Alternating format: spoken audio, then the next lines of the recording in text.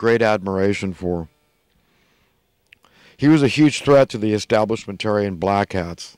Not even so much because of his radical speech, out-of-the-box thinking, but his ability to influence huge amounts of people. So that's why I think they probably brainwashed that clown that killed him. I don't want to remember his name. But yeah, John Lennon could have had a lot. When I think about all the music he could have put out and the effect he could have had on society, yeah, that's why guys like that got to go. And that pot shot that was taken at Ronald Reagan, that might have been because he was listening to Paul Craig Roberts, his economic advisor, and Paul Craig Roberts was a good guy, and that's a threat to the establishment. So they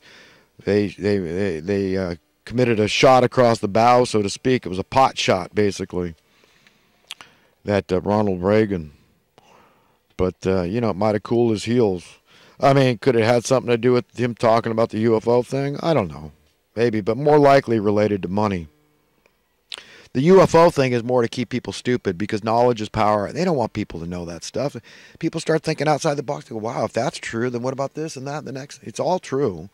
Yeah, listen to there's Bob Lazar, George Knapp. Listen to George, the reporter from Las Vegas, George Knapp. I mean, it's all true. John Lear. I mean, it's all true. It's all true. It's all true. It's all true. Visits from other. Yes, it's all true. In the Bible, it's all true what it says about this stuff. Yes, yes, yes. I believed it for a long time, and I still cope just fine.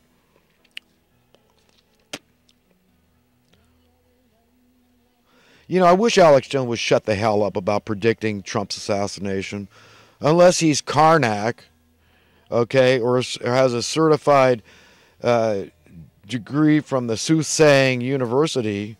I just wish he would stop predicting Trump's assassination. I mean, we all know it's possible.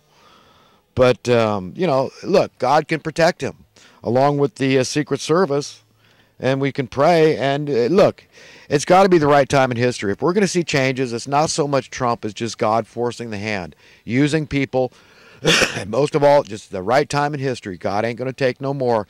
It's just like the story of Popeye and Brutus, okay, Bluto, whatever his name was. I take all I can take, and I can't take no more. I'm eating my spinach, and I'm going to kick some butt. And that's what God's going to do.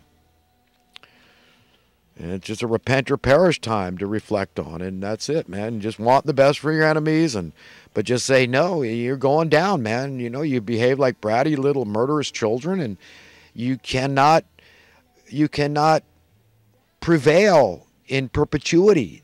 Okay? God's not going to tolerate it. Decent humanity is not going to tolerate it. And decent humanity is being empowered from truth on high. And like the snowball effect, it keeps building and building and building.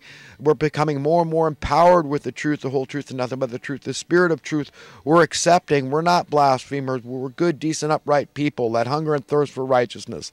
And that's going to be the rule of the day. That's the world of tomorrow. Those are the people running the show then.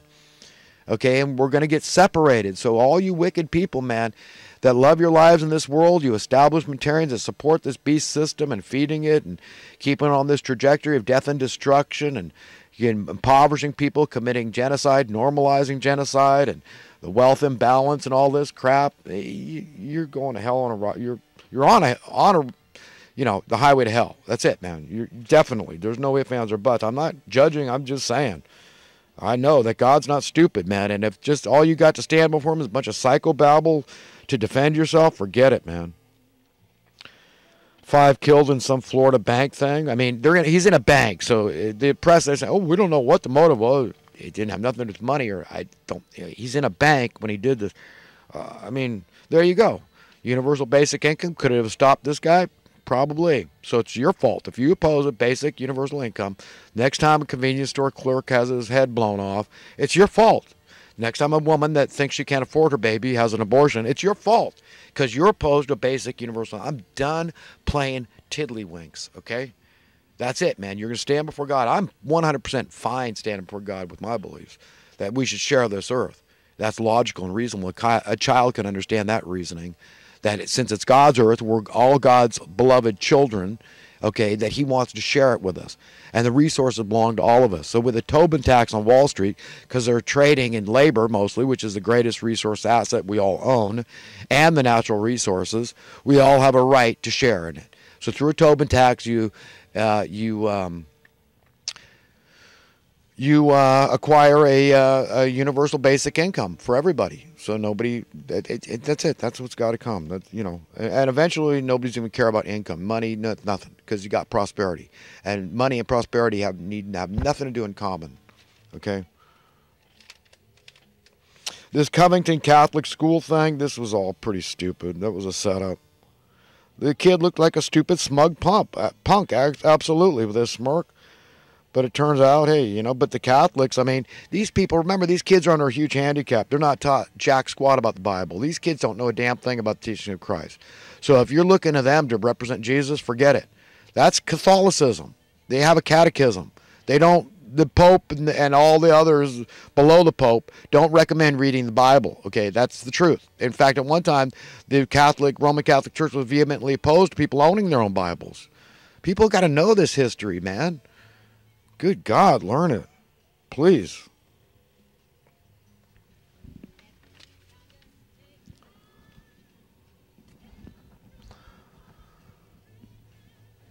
All right. I'm done. Talking points, recent events, all that stuff. On to a few thoughts from the past week or two.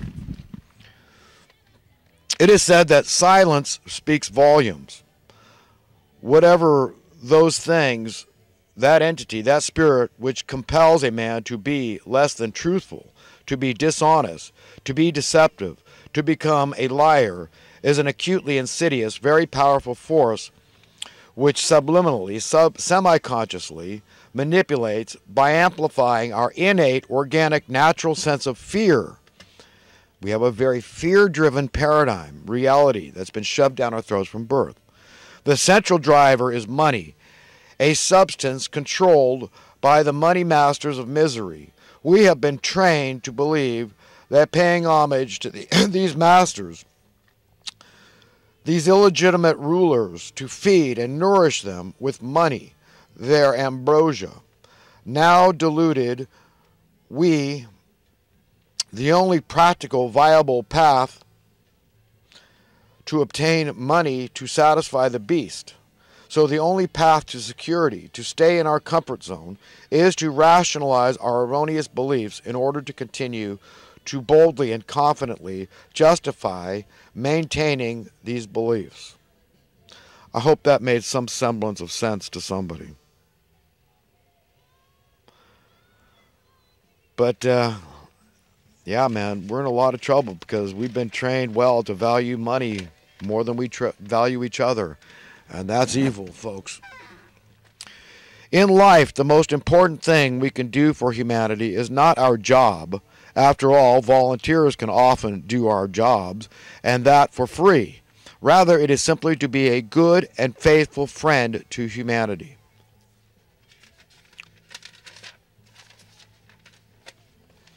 It has been said that silence speaks volumes, that silence equals death. I wonder, could we expand on that precept by stating inaction is action in reverse, or that indifference and complacency result in death and destruction? Yes, understanding is a